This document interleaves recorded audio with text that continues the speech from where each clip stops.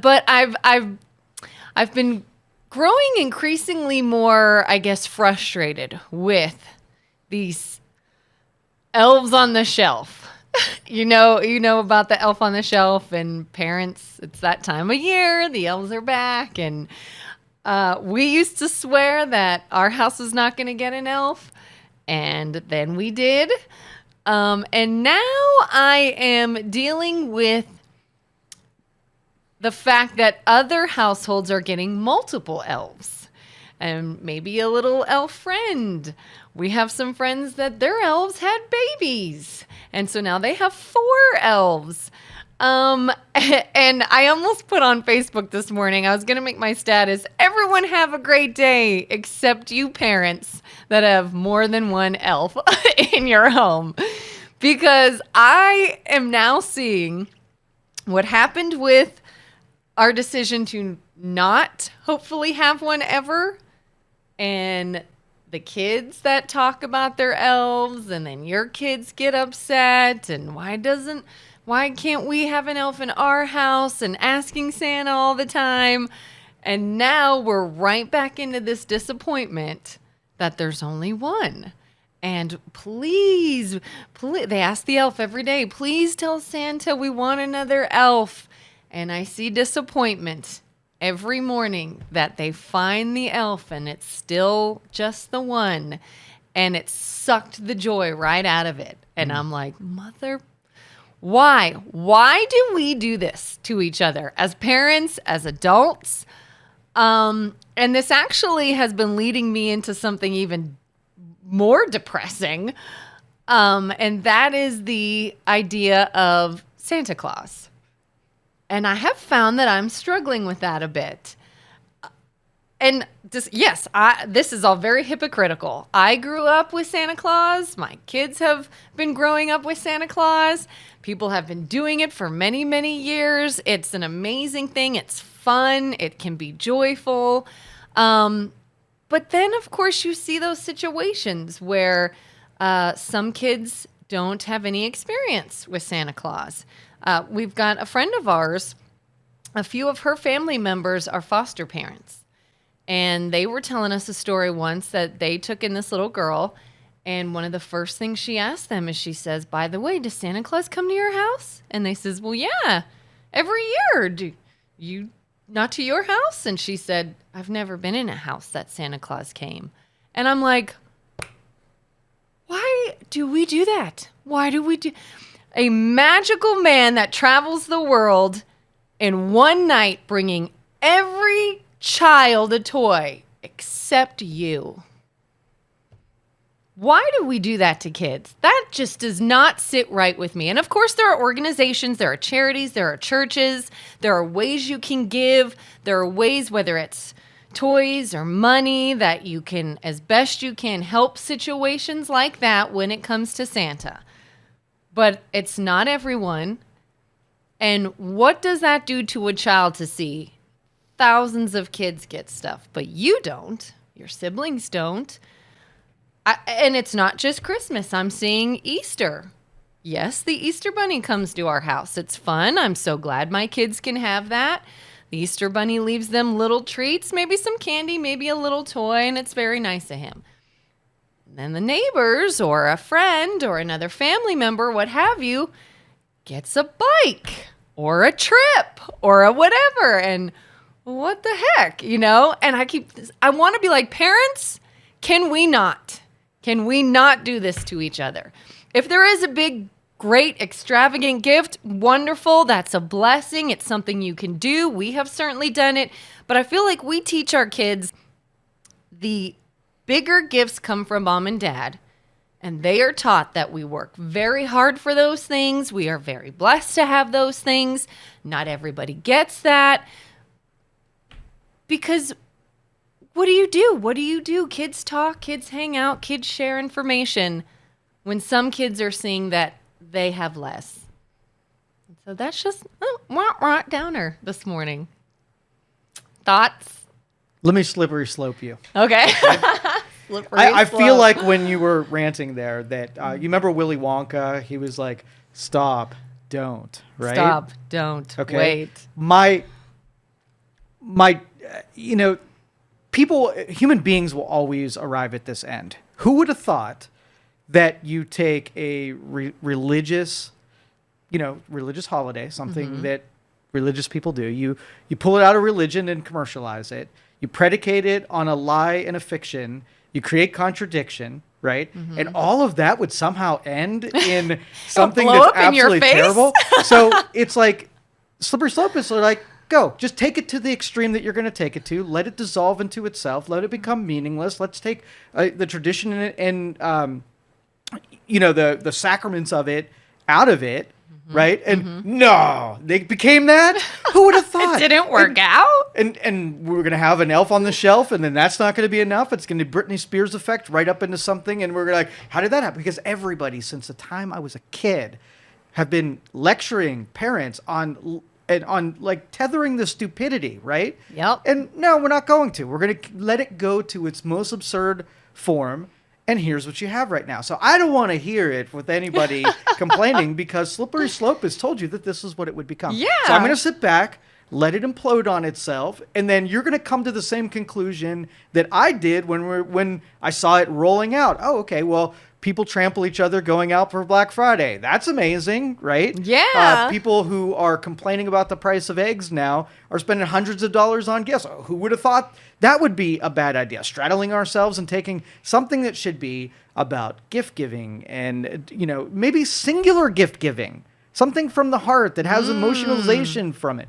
But the commercialized version is devoid of all of that. So you bring it back to somebody who doesn't have a Christmas, and all of a sudden we engage the emotion of what Christmas is supposed to be, and it's totally left out of the freaking equation. So yes, the absurdity and the stupidity, I hope, dies. Yeah. It's not going to. We don't have a good history with letting stupid things die. But I even heard last Halloween, apparently it's a thing now. Parents, in addition to trick-or-treating, are now getting Halloween baskets. Do you notice a theme? Here? Oh, people market to you. You spend more money. They make money. And you feel guilty if you don't do it. It's not the marketing's fault. You're being delivered exactly what you're asking for. And if you wrap something in all of your vices, it ends up taking on its absolute worst form. Yeah. We have to take things and say, okay, what's a virtue, what's a vice? And say, let's do all the virtue stuff. Let's keep vice at bay. But we are taking all of our vices and putting Miracle Grow on it. Yeah. You're like, how did that monster form? Well, no shit. We are human beings that are fallible, and we're going to always make this mistake. So as soon as you're like, hey, we'll be good, we'll behave, we'll keep it under wrap. No, you won't. You'll put highlighter on it. You'll make it the worst version of it, and then you'll clutch your pearls and say, "How did that happen?" Because we're stupid. I know. And now I'm in this spot where I'm like, we're in it now. Hindsight. Yeah. Here's the first virtue. Here's how you end it. Stop lying, all right? It's the elf on the shelf doesn't do anything. Santa Claus doesn't do anything. Preach the spirit of the holiday. Stop lying to your kids and then wonder why they lie to other people, because we modeled it for them and said, hey, look, here's an untruth, but it was a fun untruth, so that one's okay. So would you say anyone in like the situation like us, because now I'm in this, what do we do here? Does this come from us, or they're almost to that age, they're questioning, do we let it just finish now on its own, or do we finish it? I don't know. So since you're knee deep in a lie, if you should continue lying, I'm going to probably give you the advice, stop lying and come clean. Well, now it's like after so much lying, what's the best way to end the lying, I guess? Stop lying and tell the truth.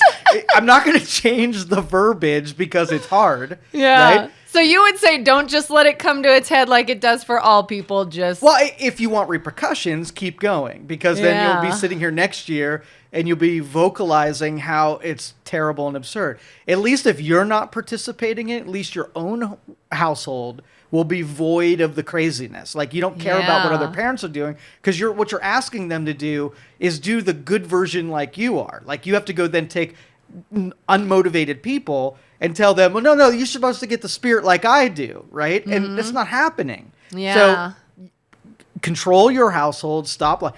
We never told the Santa Claus story to our kid, even when he was little. So he had the don't ruin it for other people. Because I was just going to say, do you say that? Of course, yeah. Yeah. But that's the overall premise is like you're in control of you, and your right for anything stops at the tip of your nose. So you can't go in and make someone's life more miserable. And if they want to go believe a fiction, you're not the justice police, and your job is not to make everybody buy into truth. That you're supposed to support truth. So when someone buys in it, there's an advantage to having truth. But you're not also supposed to turn a blind eye and say, since everybody else is lying, I'm going to. So do you think it's harder to lie because everybody else is lying, or tell the truth in spite of everybody else lying?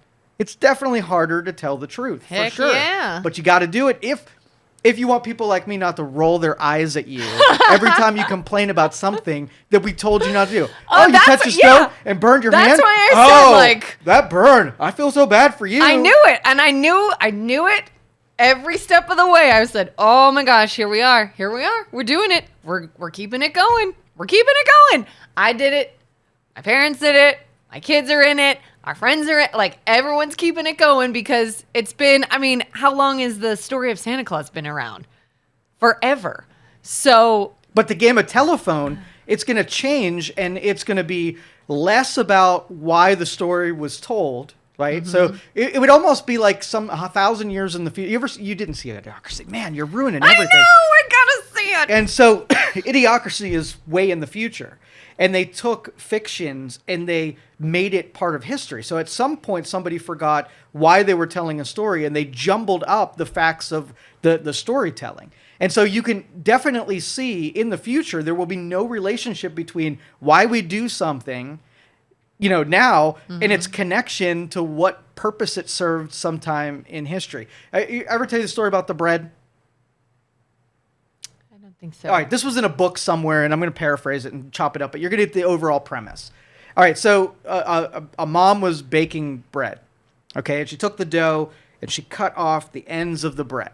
And the daughter... I think you have said this, but go on. The daughter said, Mom, why do you do that, right? And she said, I don't know, my mom did it. And then the mom, same thing, she went to ask the mom why she cuts the end of the dough off. And it was because the original grandparent or whoever was baking the bread, their stove was only 10 inches wide. So they cut the ends of the dough off in order to fit it in their oven. And because every generation picked up just what the previous generation did, they have no idea at a certain point the purpose of why they did it. They just do it for the sake of doing it. So if you don't have a pressure that ends the insanity of the commercialization of a religious holiday, it will become nothing except for a buying and selling transactional thing. Mm-hmm. We'll lose the fact that there's somebody who doesn't have gifts. Like, would you forego giving all of your big presents to your kids and just giving all of the presents to someone who absolutely would value and like have the best day of their life if they received a pair of socks, right? Yeah. And I'm actually surprised that my kids have not asked, because they see us doing toy drives. People collect toys from church to the school. There's like Socktober. We put socks in this drive. We donate money. I can't believe they've never said, well, why do we give toys to the less fortunate? Why doesn't Santa just bring them toys? I'm very surprised they've not said that. But that kind of shows that they could see that you still give without this story, basically. You could still explain to them that some people don't have as much as others, and so you give and you help, and it could be a real thing rather than this fictional thing. But if you did this to ourselves, you would not affect everyone else, and it will culminate with destruction. It can't help it. That is the nature of human beings, and it's just how we're programmed. We will take something that is pure, we will bastardize it, bastardization. Sure. Yeah, I'll take. We'll change it in its intended form. We'll make it into something that doesn't even look like it in the end, and we'll wonder why it absolutely serves no purpose and is a destructive thing. It's just what we do. Mm-hmm.